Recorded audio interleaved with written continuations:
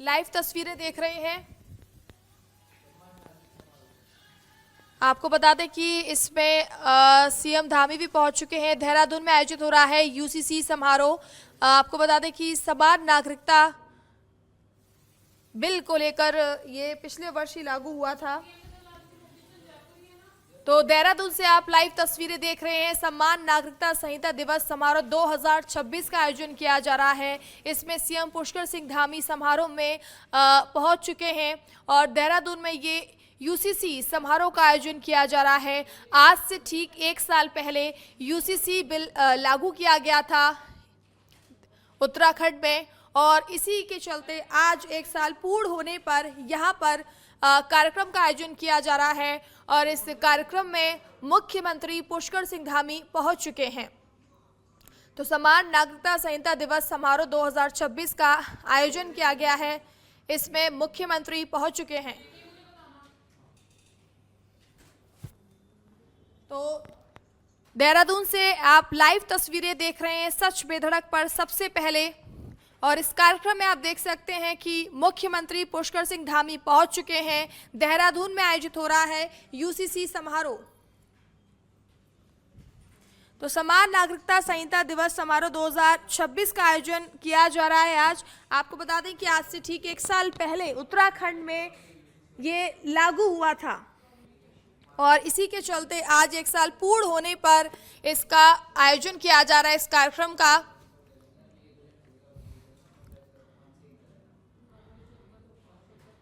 तो उत्तराखंड में ये कार्यक्रम का आयोजन किया जा रहा है। उत्तराखंड के देहरादून से आप सीधे तस्वीरें देख रहे हैं। दिवस का ये समारोह जिसको लेकर माननीय मुख्यमंत्री महोदय हमारे बीच में आ चुके हैं। पीछे से भी जितने लोग हैं जोरदार तालियों के साथ स्वागत कीजिए। ये हॉल खचाखच भरा हुआ ये ऑडिटोरियम प्रथम देवभूमि समान नागरिक संहिता यूसीसी दिवस समारोह आज 27 तारीख को हम सब लोग यहां पे मनाने के लिए एकत्रित हुए हैं। माननीय मुख्यमंत्री महोदय हमारे अतिथियों से मुलाकात कर रहे हैं।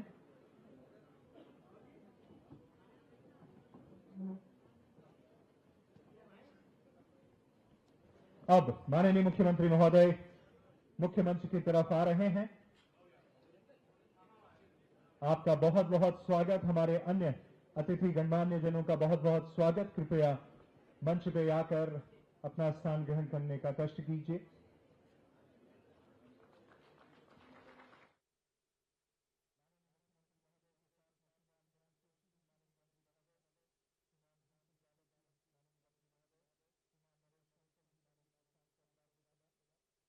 देहरादून से जुड़ चुके हमारे संवाददाता योगेश सैनवाल। योगेश, आज उत्तराखंड में यूसीसी समारोह आयोजित किया जा रहा है, क्या कहना चाहेंगे आप? बिल्कुल, आपको बताना चाहेंगे कि यूसीसी को लागू किए हुए अब एक साल का समय पूरा हो चुका है।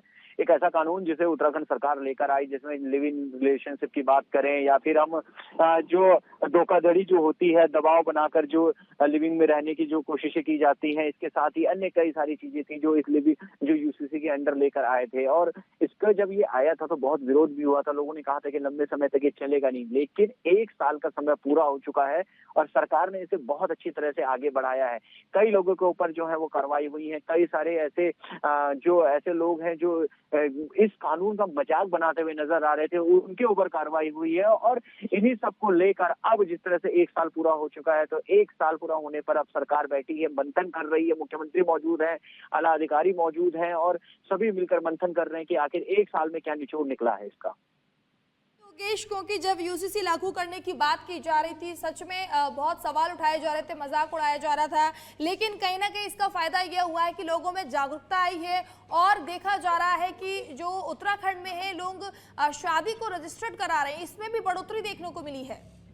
बिल्कुल, सबसे बड़ी बात यह है कि पहले अगर शादी रजिस्ट्रेशन की बात करें तो लंबा चौड़ा प्रोसेस होता था। आप वकीलों के पास जाते थे, फिर मतलब ऐसी प्रक्रिया थी कि जिसमें सभी लोग पार्टिसिपेट करना पसंद नहीं करते थे। कई लोग ऐसे थे जो बच के रहना चाहते थे। लेकिन जिस तरह से यूसीसी आया, अब सीधे तौर पर आपको एक लिंक क्लिक करना है, उसमें जाना है और उसमें आपको भर देना है। थोड़ी बहुत उसकी फीस रहती है और वो फीस भर के आप लोग अपना शादी का रजिस्ट्रेशन कर लेते हैं। इसके साथ ही लिविंग में रहने वाला एक बड़ा सरदर्द माना जाता था, क्योंकि कई सारे ऐसी चीजें सामने आती थी कि युवक और युवती जो है वो लिविंग में रह रहे हैं, लेकिन किसी को जानकारी नहीं है, कुछ ऐसा घटनाक्रम हो जा रहा है जिसके बाद जब सरकार या पुलिस जो है वो परेशान हो रही है, ये सारी चीजें सामने आती थी। लेकिन जब इसमें कह दिया कि अगर लिविंग में रह रहे हैं तो आपको अब अपने परिवार से जो है सर्टिफिकेट लाना ही पड़ेगा, तो ये बहुत ज्यादा जरूरी हो गया था। इसके साथ ही अगर लिविंग में बच्चा हो जाता है तो वो बच्चे की जिम्मेदारी किसकी रहेगी, ये भी इसमें कानून में आया। यानी कि कई सारी चीजें ऐसी आई जिससे आने वाले समय में, यानी कि अगर कहें हम 1 साल जो गुजरा है, इस 1 साल में तो बहुत कुछ बदला ही है, लेकिन आने वाले समय में भी बहुत कुछ बदलेगा और सरकार इसी को लेकर आज मंथन कर रही है।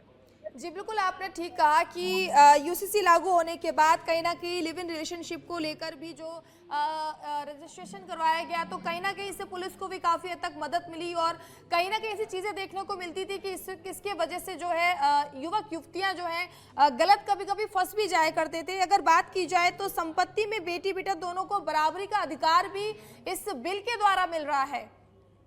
बिल्कुल, आपने बिल्कुल सही कहा। जो पहले तो जो फंस जाते थे, ये तो बिल्कुल सही था कि कई लोगों पर गलत आरोप लगा दिए जाते थे और उससे बचने का कोई उपाय नहीं रहता था। लेकिन अब जब यूसीसी आया तो यूसीसी में बहुत सारी चीजें ऐसी हैं जिससे गलत जो आरोप है वो लगाए नहीं जा सकेंगे एकाएक अगर लिविंग में कोई रह रहा है।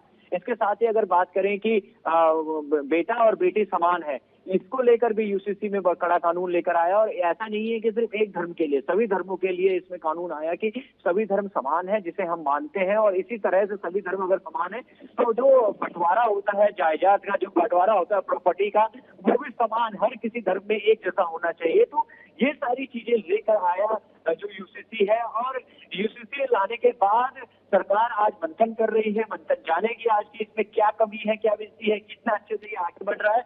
और उसके बाद जो कुछ सामने आएगा उसको और सुधार करने की कोशिश करेगी सरकार। बहुत बहुत धन्यवाद योगेश तमाम जानकारी देने के लिए।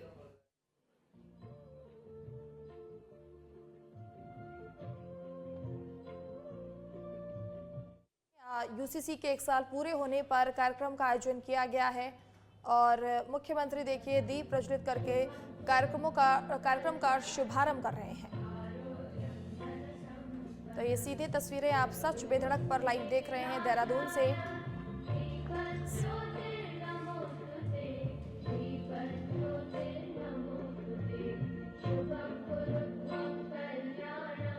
बहुत बहुत धन्यवाद आप सभी महानुभावों का। अब मैं बुलाने जा रहा हूं श्री शैलेश बगोली सर, सचिव गृह, स्वागत संबोधन के लिए।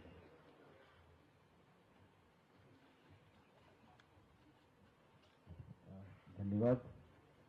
आज के इस समान नागरिक संहिता को जब से हमने लागू किया था पिछले वर्ष 27 जनवरी को, तब से आज 1 वर्ष का समय पूरा हुआ है। तो इस समारोह के अवसर पर हमारे बीच में उपस्थित हमारे परम सम्मानित माननीय मुख्यमंत्री जी, आपका मैं हार्दिक स्वागत और अभिनंदन करता हूं, क्योंकि आपकी एक सोच थी, आपके एक विचार थे, जिसके माध्यम से ये यूसीसी में हमने सारा काम करना शुरू किया था और उसको हमने पिछले वर्ष इसी दिन से लागू भी किया था।